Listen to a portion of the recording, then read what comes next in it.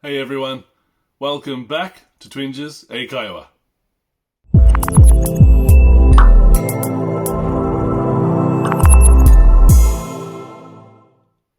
皆さんこんにちは。Twinges 英会話です。Welcome back。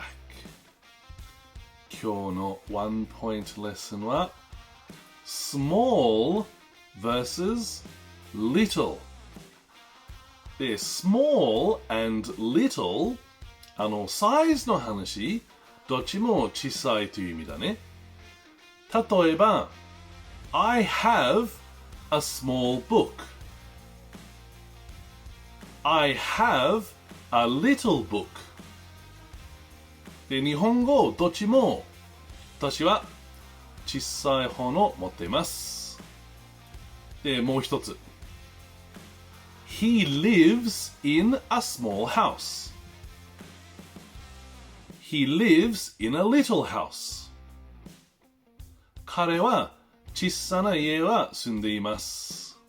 で、今の2つの例えば、それはどっちでも言ってもいい。意味は 100% 同じ。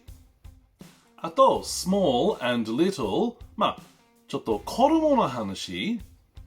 small は本当のサイズの話。で、little、あれもちょっと年の話。じゃあ、little だからちょっと若いという話でもできる。例えば、He is small for his age.彼は年齢の割に小さい。で、もう一つ。Small children can't ride the roller coaster. 小さな子供はジェットコースターに乗れない。で、まだ子供の話だけど、ちょっと little の例えば行きましょう。When I was little, I could ride a bike. 私は小さい頃に自転車乗れた。で、もう一つ。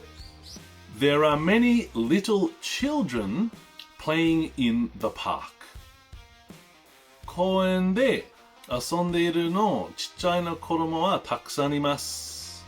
あと皆さん、little という英語はもう一個の意味あるね。日本語というは少し。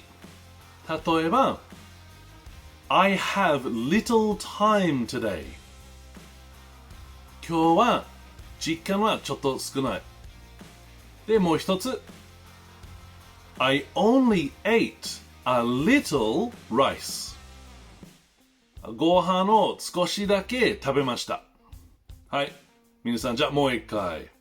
small, little, サイズの話、どっちも小さいという意味だね。あと、子供の話、small はもちろんサイズの話。で、little、あれはもうちょっと、年の話。じゃあ若いだね。で、最後、little、日本語というは少しという意味でもある。はい。皆さん、勉強しましたか？はい。よかったよかった。それでもし質問あれば、みんなからの提案とか質問で待ってるだから、下でコメントください。で、皆さんいつも見る本当ありがとう。Thank you for watching and see you in the next one. Bye bye.